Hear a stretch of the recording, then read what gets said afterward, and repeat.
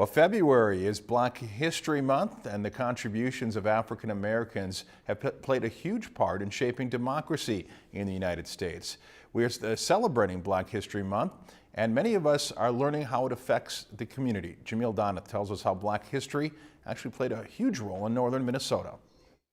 Black History Month is a time to reflect on how African Americans have shaped our country. And in northern Minnesota, Black history has had a very unique impact. The whole history of the Black Indian is probably the most forgotten piece of Black History Month. When people ask me what I am, I usually tell them that I'm Native American and I'm Black. Leech Lake band member Shay Fleming's father is Black, but he was raised by his Native mother. Is that Goma? Interracial relationships between Native Americans and Blacks in the Northwoods started during the slave trade and into the early 1900s, when Blacks traveled north by train, ending up in Indian country. It's kind of like a mixed pot, you know, like everybody gets along pretty well because it's all races and everybody's always banding together like that. We are in a community up here that is actually very racially diverse, but we don't know it. And while the Indian Black community has been a huge part of northern Minnesota's history, back in the late 1800s, the first Black lawyer in Bemidji was part of a prominent civil liberties case,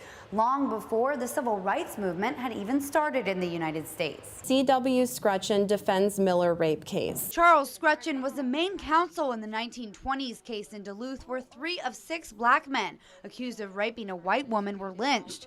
And the man Scrutchen represented was acquitted, which led to charges being dropped for all but 1 of the remaining men. It's not just of importance to the state of Minnesota, but it was nationally a very important case. This part of Black history is rarely found in textbooks, but regardless of whether it's local or national, Bemidji history teachers say Black history is an important part of their curriculum. To say that we have a Black History Month or a Black History era is a bit of a misnomer, just because of the fact that African Americans have been an important part of our history from the very beginning. So the hope is that in Bemidji and everywhere else, Black History Month can bring cultures together by education, inclusion, and understanding. But not just in February, all year long.